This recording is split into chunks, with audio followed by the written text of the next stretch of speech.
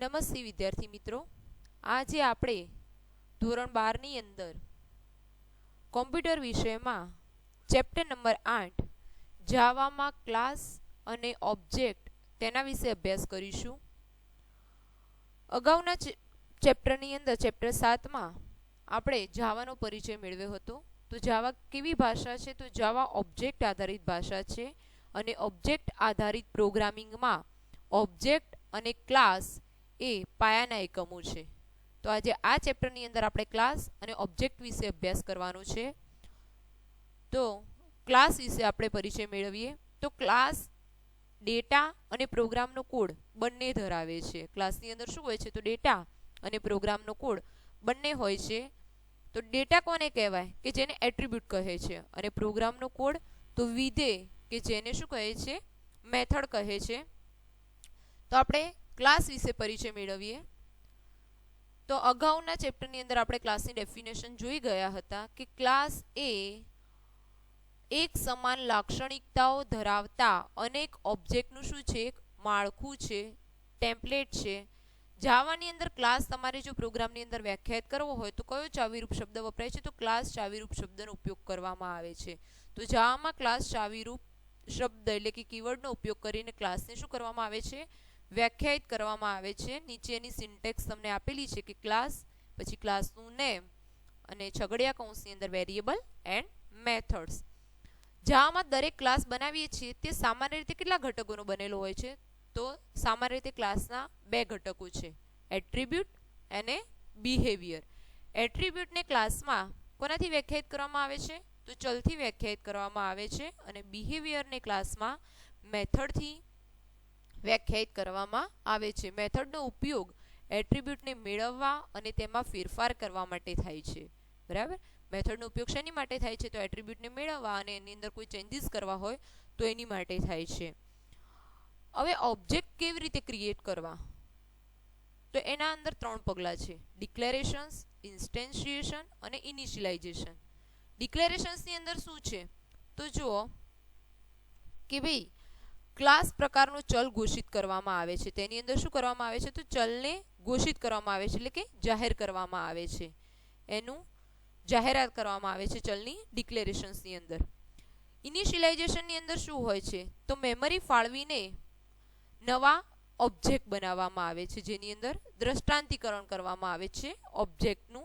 અને ઇનિશિયલાઇઝેશન તો નવા બનાવેલા ઓબ્જેક્ટને કિંમત આપવા માટે, તો પ્રારંભિક કિંમત આપવા માટે કોનો ઉપયોગ કરવામાં આવે છે? તો કન્સ્ટ્રક્ટર એટલે કે ઇનિશિયલાઇઝેશન આપણા 3જા નંબરનું પગલું છે. તો 3 પગલાંનો ઉપયોગ કરવામાં આવે છે અહીંયા ઓબ્જેક્ટ ક્રિએશન માટે, એટલે કે એને બનાવવા માટે. તો અહીંયા જુઓ, ઓબ્જેક્ટ બનાવવા માટે ન્યૂ ચાવીરૂપ શબ્દનો ઉપયોગ કરીને આપણે ઓબ્જેક્ટ બનાવી શકીએ છીએ. પ્રક્રિયક ન્યૂ ઓબ્જેક્ટ માટેની મેમરી ફાળવશે અને ભવિષ્યમાં તેનો ઉપયોગ કરી શકાય તે માટે ઓબ્જેક્ટનો સ્થાનાંક શું કરે છે? પરત કરે છે. રેફરન્સ એ શું છે? મેમરીનો સ્થાનાંક છે, જ્યાં શું કરવામાં આવે છે? જ્યાં ઓબ્જેક્ટનો સંગ્રહ કરવામાં આવે છે. ખાસ યાદ રાખજો મિત્રો કે રેફરન્સ એ મેમરીનો સ્થાનાંક છે, જ્યાં ઓબ્જેક્ટનો સંગ્રહ કરવામાં આવે છે. હકીકતમાં મેમરીનો ખાસ ભાગ કે જે હીપ તરીકે ઓળખાય છે, જ્યાં શું કરવામાં આવે છે? ઓબ્જેક્ટને રાખવામાં આવે છે.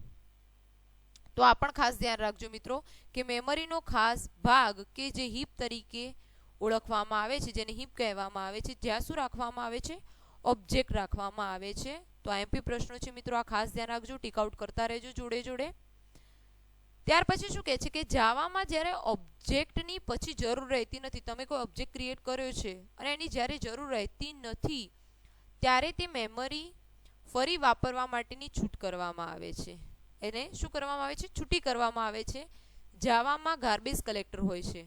ખાસ ધ્યાન રાખજો મિત્રો આ વસ્તુ કે જાવામાં શું હોય છે? ગાર્બેજ કલેક્ટર હોય છે, જે વણ વપરાયેલા ઓબ્જેક્ટને શોધે છે અને તે ઓબ્જેક્ટ દ્વારા વપરાયેલી મેમરીને શું કરે છે? પાછી મેળવે છે, એટલે કે છૂટી કરે છે, જેથી એ મેમરી આપણે ફરી વાપરી શકીએ. ઓબ્જેક્ટ આધારિત પ્રોગ્રામિંગ એટલે કે UPS ભાષામાં ઓબ્જેક્ટ બનાવવાની ક્રિયાને શું કહે છે? ઓબ્જેક્ટ ઇન્સ્ટેન્શિએશન પણ કહેવામાં આવે છે. ઓબ્જેક્ટ આધારિત પ્રોગ્રામિંગની અંદર ઓબ્જેક્ટ બનાવવાની જે ક્રિયા છે એને ઓબ્જેક્ટ ઇન્સ્ટેન્શિએશન કહેવામાં આવે છે. ઓબ્જેક્ટ માટે ડેટાનો સંગ્રહ કરવા માટે મેમરી ફાળવીને ઓબ્જેક્ટ ઇન્સ્ટેન્સ એટલે કે નિર્મિત કરવામાં આવે છે. કોઈ ક્લાસને જે ઓબ્જેક્ટ ભાગ હોય તેને ક્લાસનો કયા ભાગ તરીકે ઓળખવામાં આવે છે? તો ઇન્સ્ટેન્સ કહેવામાં આવે છે. ખાસ ધ્યાન રાખજો મિત્રો કે કોઈ ક્લાસ જે છે એનો જે ઓબ્જેક્ટ ભાગ છે એને ક્લાસનો શું કહેવામાં આવે છે? ઇન્સ્ટેન્સ કહેવામાં આવે છે.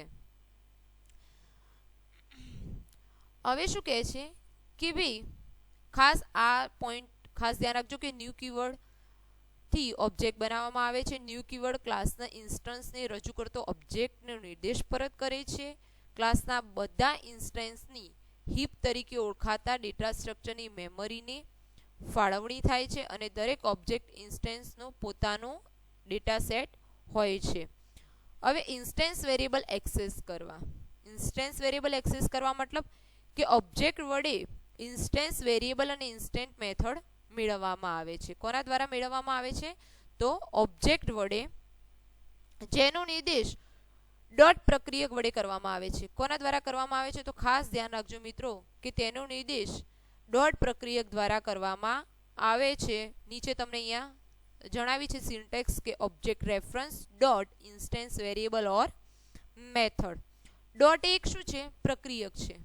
ડોટ એ એક પ્રક્રિયક છે. ખાસ ધ્યાન રાખજો મિત્રો.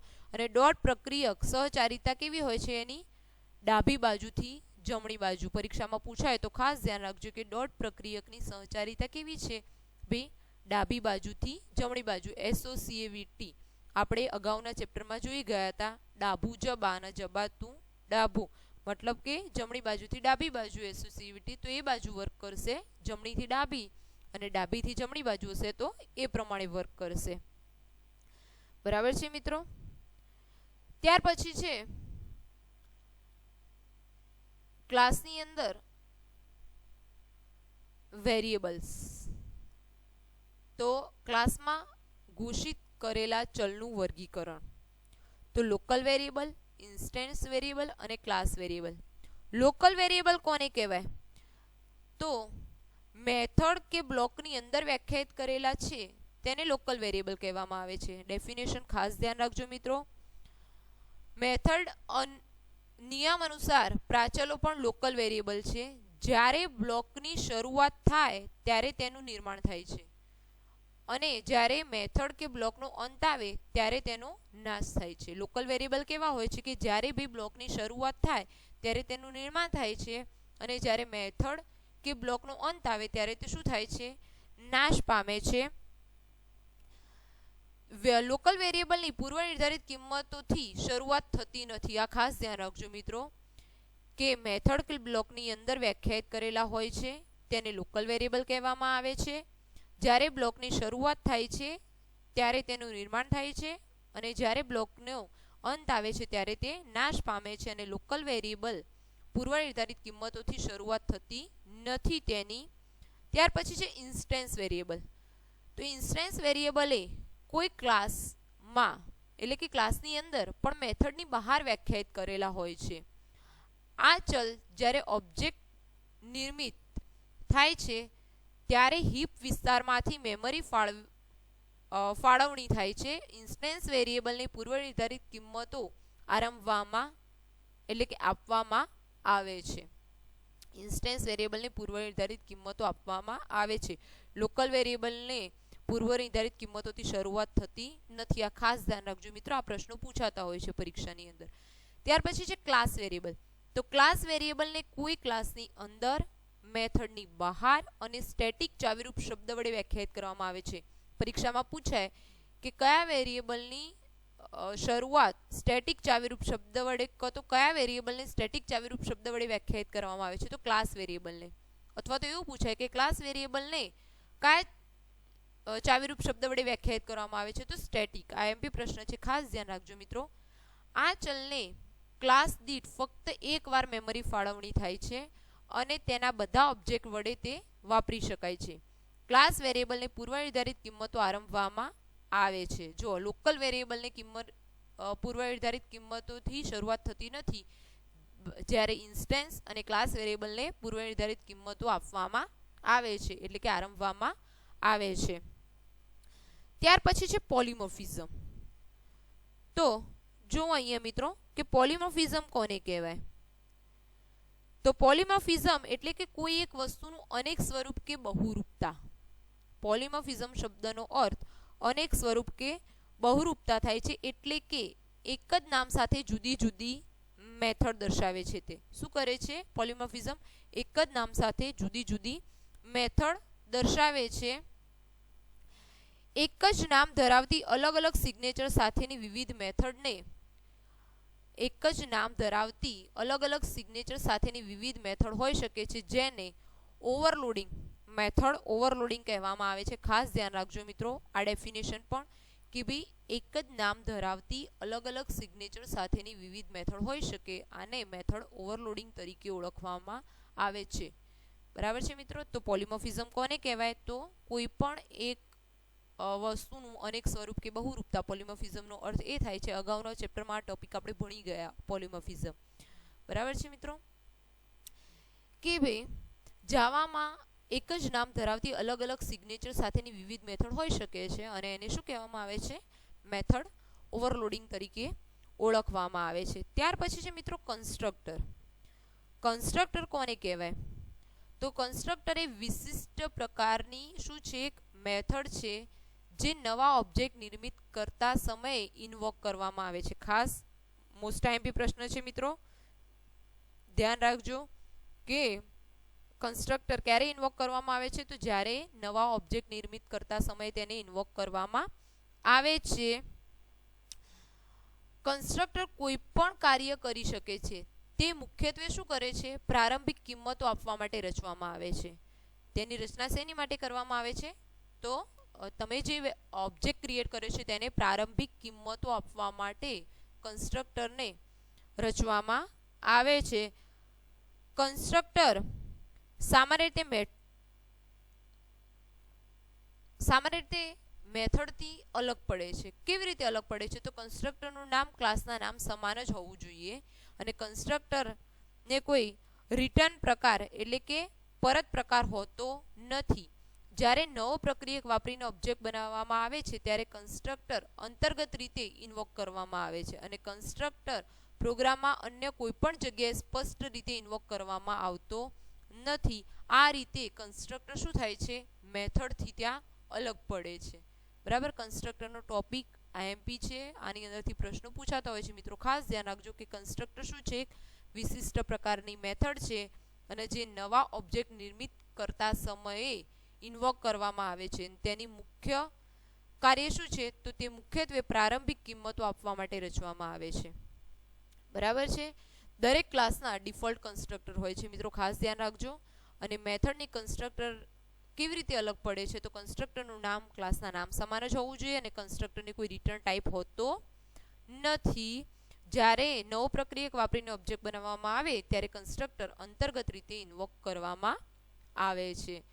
તો જે ટોપિક આજે જોયા મિત્રો, એ તમારી બુકની અંદર લાઇન ટુ લાઇન વાંચી અને ટીક આઉટ કરતા રહેજો. જ્યારે પણ વિડીયો જોવા બેસો ત્યારે તમારી બુક અવશ્ય તમારી સાથે રાખો. તમારી પ્રથમ પરીક્ષાની અંદર કન્સ્ટ્રક્ટર ટોપિક સુધી પ્રશ્નો પૂછાતા હોય છે. ચેપ્ટર નંબર 7 ની અંદરથી કમ્પ્લીટ આવતા હોય છે, 1 થી 7 ચેપ્ટર, અને 8મા ચેપ્ટરની અંદરથી કન્સ્ટ્રક્ટરના ટોપિક સુધી પ્રશ્નો તમારા પ્રથમ પરીક્ષાની અંદર પૂછાતા હોય છે. તો મિત્રો દરેક વિડીયો જ્યારે જોવા બેસો 1 થી 7 ચેપ્ટર અને 8મા ચેપ્ટરનું તમારું જે કન્સ્ટ્રક્ટર છે ત્યાં સુધીના, તો દરેક વખતે તમારી ટેક્સ્ટ બુક્સ દરેક ચેપ્ટરમાં જોડે લઈને બેસો, અને જે વસ્તુ આઈએમપી લાગે તેને ટીક આઉટ કરતા રહો જોડે.